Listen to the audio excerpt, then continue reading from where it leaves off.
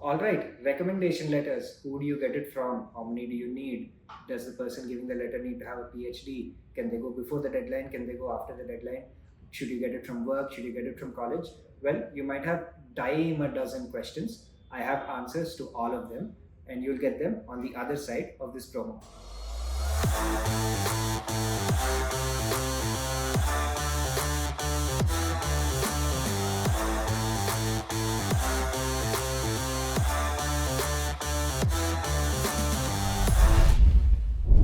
Recommendation letters are so very important, but they are so often ignored.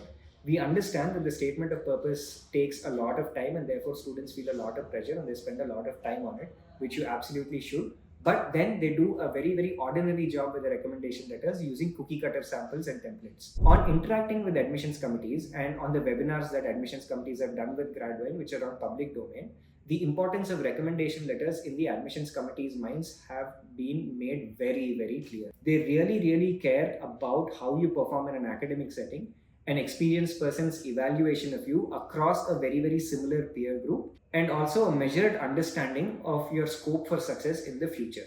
Good grounded recommendation letters written by the right recommenders who can highlight different aspects of your profile can make a massive difference in terms of the kinds of universities you are getting into. Now that I've established the importance of these very critical recommendation letters, I'm going to continue on with some crucial tips that will solve all your problems. Let me start by answering the simple questions first. How many recommendation letters do you need? Well, for most master's programs, you will need a maximum of 3 recommendation letters. Some universities will offer the option for you to give a 4th one, but honestly, it's not as important. Maybe if you have 3, you're most likely going to be fine. If you're applying to MBA programs, they typically need only 2. Question number 2, how important is a letterhead or an official email ID? Well, most universities would prefer you to have at least one of these things, that the recommender is uploading the recommendation letter from an official email ID or having an official company letter.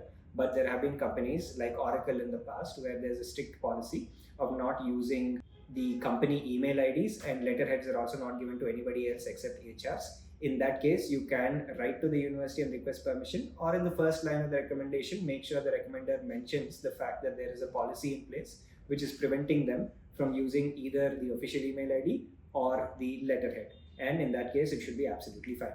Point number 3, should you get this from college? Should you get this from work? Well, it depends. Usually, if you have upwards of 3 years of experience, then it is recommended that you have 2 professional LORs, which is from recommenders from your place of work, and 1 from college. Anything less than that, then for technical master's programs, it's ideal that you have 2 academic recommendation letters. The reason behind this logic is because if you have more than 3 years of work experience, then your time in college was a little too far back for there to be a very accurate estimate of what kind of candidate you are now. But if you have less work experience, considering you're going into academic programs where there's going to be classroom learning, admissions companies would like to know how you performed in an academic setting a little bit more. But on a case-to-case basis, this balance changes. There's no fixed formula. However, typically you will need at least 1 academic LOR irrespective of your level of work experience for a technical master's program. Is it necessary that your recommender is very highly qualified or has a PhD? Well, the closeness of the working relationship matters more. If you're getting it from a head of department who has never taught you, or a very senior management person in the company who may not have directly supervised you or at least indirectly supervised you, then it's not going to be effective, because the first part of the recommendation letter has to have the nature of the working relationship between the recommender and the person they are recommending. If that relationship is not established strongly enough, then what is written later may not be taken as seriously. Hence, importance given to the closeness of the working relationship and next to the qualification of the recommender. I'm going to take a pause right here. I hope I'm not overwhelming you through this video, but even if you're overwhelmed, here's some good news. If you're working on your additional application materials like your personal statements, your recommendation letters, your diversity essays, your scholarship essays, I'm going to do a masterclass, the date of which I've forgotten, but it's going to pop up somewhere here. So you can sign up for that for absolutely free and get the most unbiased and accurate advice about how you should go about your additional application materials. Sign up. It's high time that you get the right information and move on with your process. So what is the recommendation process? Is it okay if the recommendation letter goes earlier? Is it okay if it goes a little later? Well, here are your answers. The most common process for a recommendation letter upload is that in the application form, you have to give the email ID and phone number of your recommender, and a link is triggered which the recommender will receive. Through this link, the recommender has to upload the PDF of the recommendation letter or copy paste the text in a text box followed by a digital signature. Now, here is a big tip for you guys. It is imperative that you send this recommendation link earlier because the recommendation letter can be uploaded anytime before the application. In fact, the recommendation can be uploaded before you finish any other sections of the application as well. It's just going to be on the university's database. While it is okay for a recommendation letter to reach 2, 3, 4 days or even a week after the deadline because US universities are very, very considerate, there might be a minor chance that the application will be considered incomplete and you don't want to take that risk for a simple recommendation letter. Therefore, finish your recommendation letters and maybe even your resume before you move with the other application documents, and make sure that you fill your recommender's details so that this email is triggered early and the letter is uploaded and any scope of delay is eliminated. Please take this tip. It helps a lot of students every year. Common mistakes with the recommendation letter.